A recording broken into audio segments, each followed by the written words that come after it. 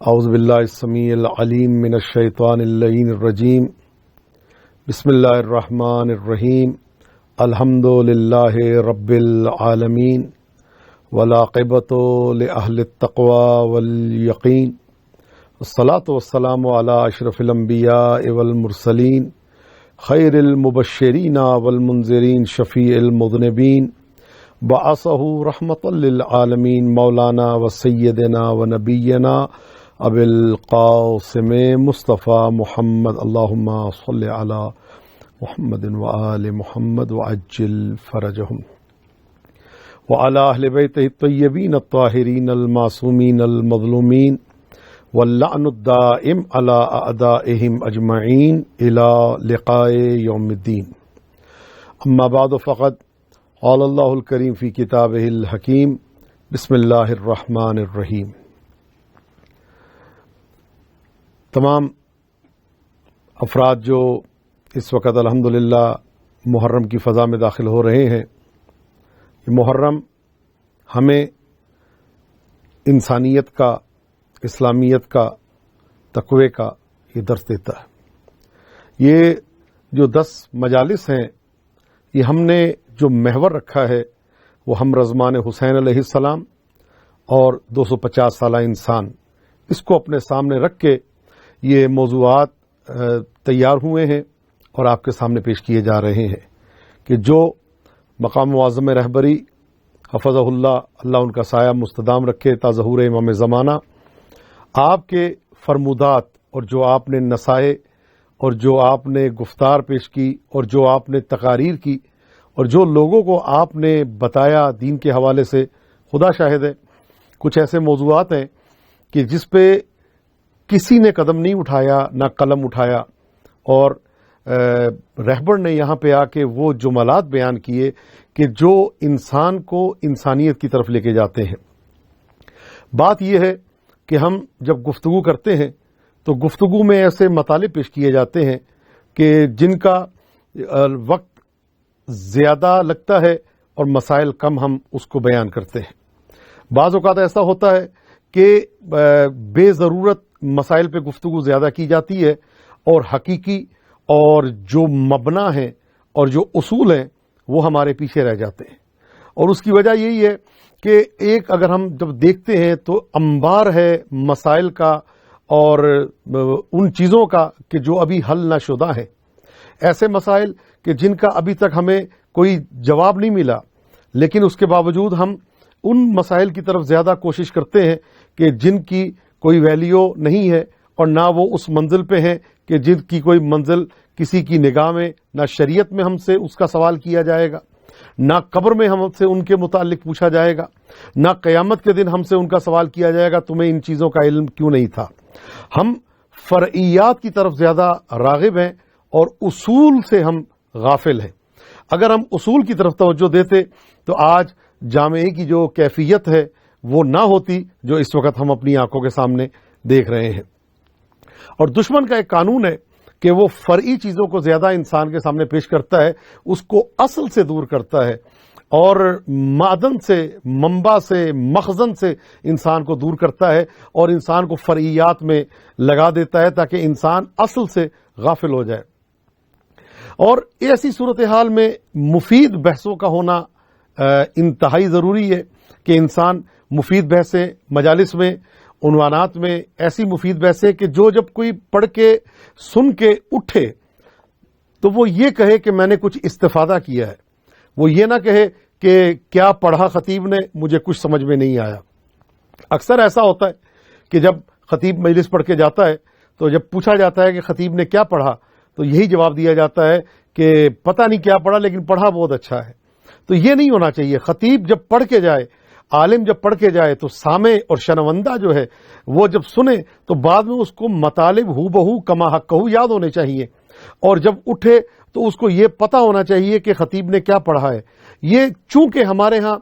اصل بحثوں کی طرف سے لوگ غافل ہیں، اس کی وجہ یہ صورتحال بنتی ہے کہ مجہول چیزیں ذہنوں میں اجاگر کی جاتی ہیں اور ان کو زیادہ سے زیادہ بیان کیا جاتا ہے، حالانکہ خطابت کا اور بیان کا یہ اصول ہے کہ مجہولات کو چھوڑ کے جو ہے اصول کی طرف انسان کو جانا چاہیے. ایسی گفتگو کہ جو انسان کی انفرادی اور اجتماعی زندگی پہ اثر انداز ہو، یعنی انسان کو تبدیل کرے، انسان کے اندر ایک جذبہ پیدا کرے، انسان کے اندر ایک انقلابی فکر پیدا ہو، انسان کے اندر ایک اپنے اندر تبدیلی پیدا ہونی چاہیے. ایک تبدیلی باہر کی ہے، کسی اور کی تبدیلی. مثلا انسان اپنے لباس کی تبدیلی تو کرتا ہے، ہمیشہ اپنے کپڑوں کو چینج کرتا ہے، ہمیشہ اپنے لباس کو چینج کرتا ہے، اپنے جوتوں کو چینج کرتا ہے، اپنی ٹوپی کو چینج کرتا ہے. لیکن یہ چینجنگ ظاہری ہے، اس کی بھی شریعت نے بڑی عزت افزائی کی ہے اور بڑی تاکید کی ہے. لیکن اصل تبدیلی جو ہے وہ باطن کی تبدیلی ہے کہ آپ کی روح کی اصلاح ہو، آپ کے نفس کی اصلاح ہو، آپ کے وجود کی اصلاح ہو. یہ وہ انسان جو مجلس سے پہلے گناہوں میں مبتلا تھا، مجلس کے بعد اس کے اندر چینجنگ آنی چاہیے. یہ وہ چینجنگ ہے جو انسان کو شاہراہ ہدایت کی طرف لے کے جاتی ہے. اب ایسی گفتگو، ایسی چیزیں کہ جو انسان کو دین کی طرف لے کے جائیں، مثلا حساب کے بارے میں معلومات، وہ گفتگو کی جائے، کیسے حساب ہوگا. قیامت کے حوالے سے گفتگو، برزخ کے سوال و جواب کے متعلق گفتگو، یہ گفتگو، امامت کے متعلق گفتگو، یہ وہ موضوعات ہیں کہ جو انسان کو ہدایت کی طرف لے کے جاتے ہیں. اور اس کا سوال بھی کیا جائے گا قبر میں، جب پوچھا جائے گا من ربک، من امامک، من کتابک، تمہاری کتاب کیا کون سی ہے، تمہارا امام کون ہے، تمہارا رب کون ہے، اور تمہارا قبلہ کون سا ہے. یہ وہ سوالات ہیں جو انسان کو انسانیت کی طرف لے کے جاتے ہیں، درس انسانیت انسان کو عطا کرتے ہیں. لیکن وہ سوالات کہ جو انسان کو انسانیت کی طرف لے کے نہیں جاتے اور انسان کو یہ پتہ بھی نہیں چلتا کہ وہ کس طرف جا رہا ہے، ان سوالوں پہ اور فرعیات پہ ہماری گفتگو زیادہ ہوتی. مثلا قیامت کا دن کتنا ہوگا، ٹمپریچر کیا ہوگا، قیامت کے دن گرمی کا کیا ٹمپریچر ہوگا، یا کتنی دھوپ ہوگی، یا کتنی حدت ہوگی. یہ گفتگو، ملائکہ کا قد کتنا بڑا ہے، کتنا چھوٹا ہے، کتنے چھوٹے ملائکہ ہیں، کتنے بڑے ملائکہ. یہ سوال ہم سے قبر میں نہیں کیا جائے گا کہ ملائکہ کی تعداد کتنی ہے بتاؤ، ملائکہ کتنے ہیں بتاؤ، یا ستارے آسمان پہ کتنے ہیں بتاؤ. یہ سوالات ہم سے نہیں کیے جائیں گے. یا جنات اپنی نسل کیسے بڑھاتے ہیں اس کے بارے میں، یا شیطان، یہ ابلیس کی زوجہ کا نام کیا ہے، یہ ہم سے سوالات نہیں کیے جائیں گے. ان فریات گفتگو پہ ہمارا جو ہے وہ وقت جو ہے وہ ضائع ہوتا ہے. اور وقت اتنا قیمتی ہے کہ ہم سے جو سوالات کیے جائیں گے وہ سوال پس پشت رہ جاتے ہیں، اور ہم دنیاوی مسائل کی طرف جو ہے، اور وہ چیزیں کہ جو ٹھیک ہے ایک علم میں اضافے کا سبب تو بنتی ہیں، لیکن ہم سے اس کا سوال نہیں کیا جائے گا، ہم اس کے سیکھنے پہ مامور نہیں ہیں. اللہ نے کیا فرمایا، ما خلقت الجن والانس الا لیعبدون، کہ میں نے جن و انس کو پیدا کیا کس لیے؟ عبادت کے لیے. تفسیر میں یہ ہے الا لیعرفون، تاکہ معرفت کے لیے ان کو خلق کیا. ہم سے معرفت کا سوال کیا جائے گا، توحید کی معرفت، نبوت کی معرفت، امامت کی معرفت، اس کے سوالات ہم سے کیے جائیں گے. اور ہم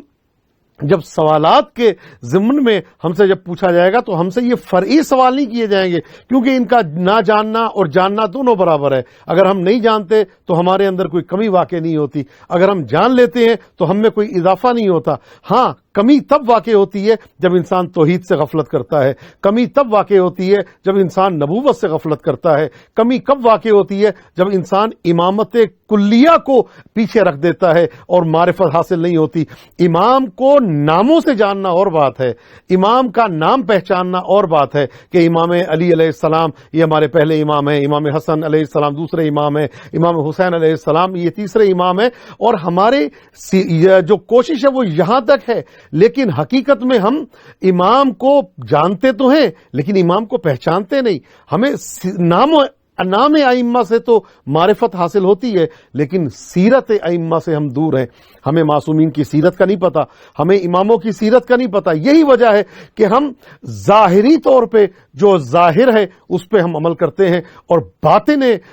چیزوں پہ عمل کرنے سے جو ہے ہم دور ہیں. اور یہی وجہ ہے کہ امام علیہ الصلوۃ والسلام نے جب بھی کبھی موضوع کا انتخاب کیا تو آپ نے موضوع کو دیکھ کے، مطلب کہ اگر سامنے لا مذہب ہے تو اس کے لحاظ سے گفتگو کی، سامنے بے دین ہے تو اس کے لحاظ سے گفتگو کی، سامنے دہریہ ہے تو اس کے لحاظ سے گفتگو کی، سامنے اگر کوئی عیسائی ہے تو اس کے لحاظ سے گفتگو کی، سامنے یہودی ہے تو اس کے لحاظ سے گفتگو کی، بت پرست کے سامنے اس لحاظ سے، اور اگر کوئی شیعہ نہیں ہے تو اس سے اس لحاظ سے گفتگو کی، اور اگر کوئی مسلمان ہے اور آل محمد شیعہ اثنا عشری نہیں ہے اس کو اس لحاظ سے امامت کو سمجھایا۔ عام گفتگو میں امامت کلی کو سمجھایا جاتا ہے، لیکن اگر ایک مسلمان ہے تو اس کو امام 12 اماموں کی امامت کے متعلق ثابت کیا جاتا ہے، یعنی خطاب کرنے والے کو مخاطب دیکھنا ہے کہ اس کا مخاطب کون ہے اور کس لحاظ سے کس سے مخاطب ہے۔ غیر شیعہ کے سامنے امامت مولا علی اور ائمہ طاہرین کو بیان کیا جائے گا، اور جو شیعہ ہے اس کے سامنے کیا بیان کیا جائے گا؟ اس کے سامنے جو معصومین نے انقلابی تبدیلیاں جو اہل تشیع کے درمیان میں، جو اصحاب میں جو شیعہ تھے اس وقت، ان کے درمیان میں جو مولا نے ایجاد کی، اس کے متعلق جو ہے وہ گفتگو کرنا بے انتہا ضروری ہے۔ مطلب مولا نے بچوں سے کیسے کلام کیا، مولا تبدیلی کیسے لے کے آئے، مولا نے آ کے جوانوں سے کیسے خطاب کیا، مولا دشمنوں سے کیسے مخاطب ہوئے، مولا دوستوں سے کیسے مخاطب ہوئے، رواداری کا درس مولا نے کیسے دیا۔ تو جب شیعت سے مخاطب ہو کے تو ہم نے سیرت اہل بیت کو سامنے رکھ کے بیان کیا ہے، کرنا ہے۔ تو حقیقت یہ ہے کہ معصوم فرماتے ہیں کہ اگر لوگوں کو ہمارے کلام کے محاسن کا علم ہوتا تو صد در صد ہماری پیروی کرتے۔ درس دیا جا رہا ہے کہ بچہ جب بڑوں کو نصیحت کرے تو اس کا انداز کیا ہونا چاہیے۔ امام حسن امام حسین علیہ الصلوۃ والسلام موجود ہیں، دیکھا کہ ایک شخص جو ہے وہ صحیح وضو نہیں کر رہا تو آپ نے کیا فرمایا کہ اے بزرگ ہم وضو کرتے ہیں، آپ بتائیں ہمارا وضو کیسا ہے۔ جب آپ نے وضو کیا تو وہ فوراً دیکھ کے کہتا ہے کہ آپ کا وضو میرے وضو سے زیادہ اچھا ہے اور زیادہ صحیح ہے، مجھے اپنا وضو ٹھیک کرنا چاہیے۔ آپ تو بالکل، تو کہنے کا مقصد ہے اپنے عمل سے دعوت دے کے فرماتے ہیں کہ دیکھو اس طرح سے، اور یہی فرمان ہے کہ معصوم کا ارشاد ہے ہمارے لیے زینت بننا، ہمارے لیے عیب نہ بننا۔ کیا مطلب؟ یعنی تمہارا عمل ہماری پہچان کرائے گا۔ دیکھو یہ کون ہے؟ یہ علی کا شیعہ ہے، یہ امام حسن کا شیعہ ہے، یہ امام حسین علیہ الصلوۃ والسلام کا شیعہ ہے۔ اللہم صلی علی محمد وآل محمد وعجل فرجہم۔ التماس دعا فی امان الکریم۔